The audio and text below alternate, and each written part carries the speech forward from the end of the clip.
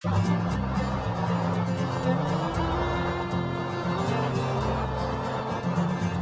work. It's definite work. Harder than any work you'll do on a job, usually.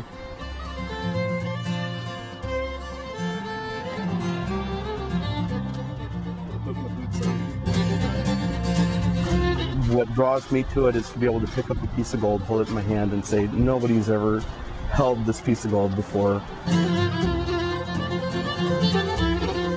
It's kind of a, I guess you could say, gold fever.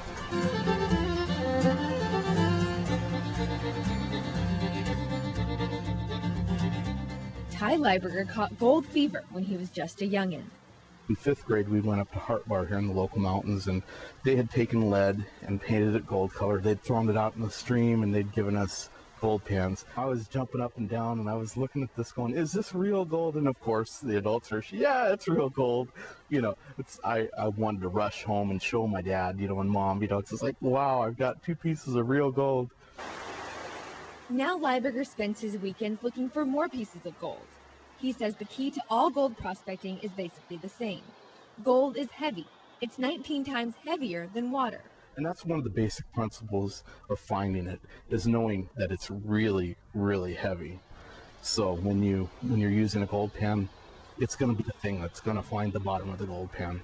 It makes it easier, you know, knowing that you have that working for you, the specific gravity of gold. Once you know that, all you need to start prospecting is a pan, some water, and some patience.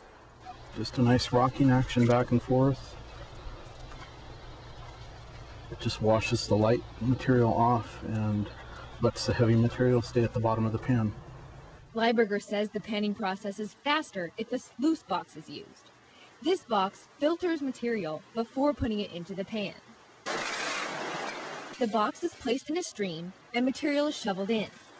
As the current pulls the dirt through the sluice, the heavy gold gets trapped in slots called riffles. Probably 8 or 10 riffles that are set in the sluice box. There's a piece of carpeting on the bottom of the sluice box that will, hopefully the gold will and the black sand will get down into that carpeting. Black sand is iron ore. It's a good sign because where the iron drops out, also gold being heavy hopefully should drop out too. So. After a lot of shoveling, the riffles in the sluice box are finally full. We end up with hardly a coffee cup, maybe 2 coffee cups worth of what we call concentrate. Instead of having to pan 100 or 200 shovelfuls, the sluice box concentrates our material for us, and we end up with just a very small amount. We did less than a panful of material, and there's a lot of black sand here. That's good. After Lieberger first learned how to pan on his field trip in 5th grade, his dad decided to try it as well. Looking for gold soon became a father-son hobby. This is me, and this is my dad. That's my aunt and my 2 cousins. My dad's wearing a I Dig Gold t-shirt. Some of my very best memories, you know, prospecting were with my dad. When I turned 16, my dad and I drove to Alaska on a gold prospecting trip, and we spent a month and a half prospecting, and I have really, really good memories from that. Alaska has a long history of prospectors coming in search of a fortune, especially during the Alaskan gold rush of the 1890s. Lieberger didn't quite find the mother lode on his trip, but he did have some success. Because I found a piece in Alaska when I was 16. I could still pick that piece out. You know, it could be in amongst all the other pieces I have, and I could say that was a piece I got in Eagle, Alaska. I can tell you, you know, it was in the early morning. I was digging in a bank and then using a bucket and carrying my material down to the sluice box that we were using today, and I found that piece in that sluice box. Gold wasn't the only thing Lieberger found in Alaska. I had my sluice box in the stream, and there was a hill on the other side of the stream, and a mama grizzly and her cub came walking down the side of the hill. And I just looked down at the sluice box and said, this isn't important. You know, I just stepped away from the sluice box, watched her up the side of the hill, and she pushed over a small tree, and her little cub was, you know, rooting around underneath the tree. So I went back to camp and I said, Dad, there's a grizzly over there. And he goes, yeah, get in the truck. We're just going to let her have her hill, you know.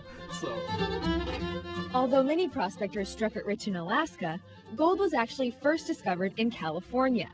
Thousands of prospectors flocked to the state's rivers and streams in the late 1840s.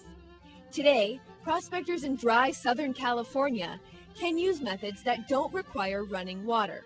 this is a dry washer. It's a piece of mining equipment that's used to go out to an area where there isn't water. Lieberger says dry wash prospecting also operates on the principle that gold is heavy, but it uses air instead of water. This is basically just a lawnmower engine mounted on an air blower. And it just blows air through a tube that will be pushed up through the dry washer that will help separate the heavier material.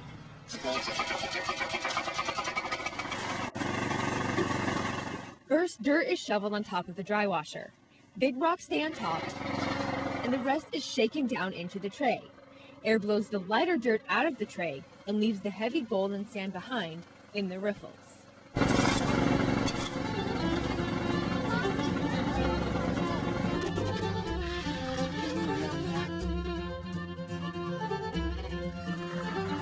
When a good amount of dirt has been run through the dry washer, the final step is to pan it out and see if today is a lucky day or not.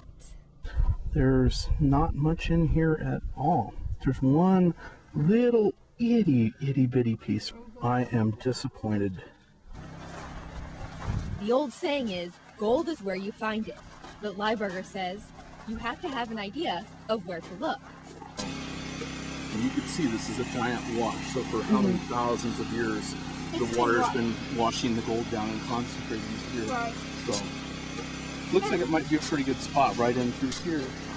The right indications don't guarantee there will be gold. Lieberger says it's still a matter of trial and error. You can do a test, and if you have gold in that test band, you know, there's a high likelihood that there's more there to be found. And once gold is found, Lieberger says prospectors don't share any of the details. You don't brag about what you find, okay? That's just one thing. Most prospectors will say, you know, what did you find? Oh, not much. They'll never say, you know, I found a whole lot right over here. You know, you just don't do that. I like hearing that. I get excited over stuff that's grain of rice size and bigger. You know, I mean, if I can reach in the gold pan and pick it out with my fingers, that gets me excited.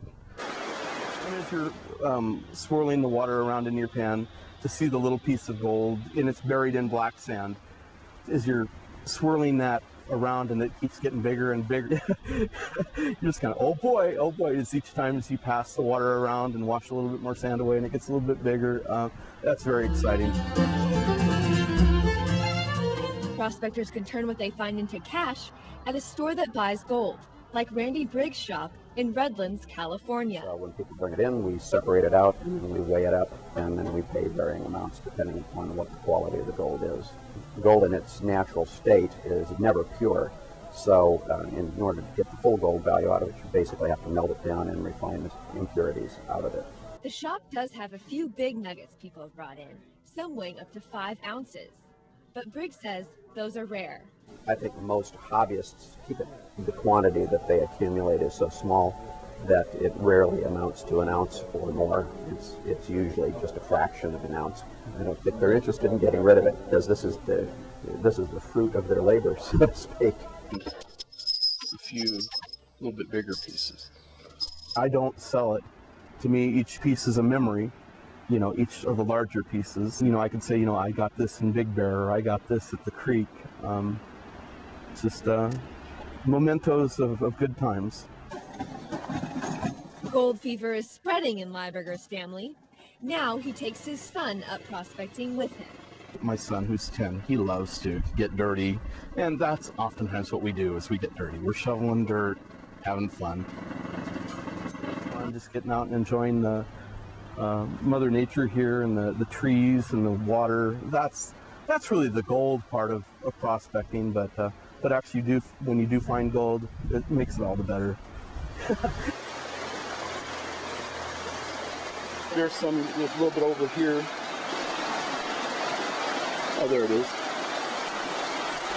It's right here at the tip of my finger, and then I cover it again. There's a piece over here. There's a little bit here. So that's encouraging.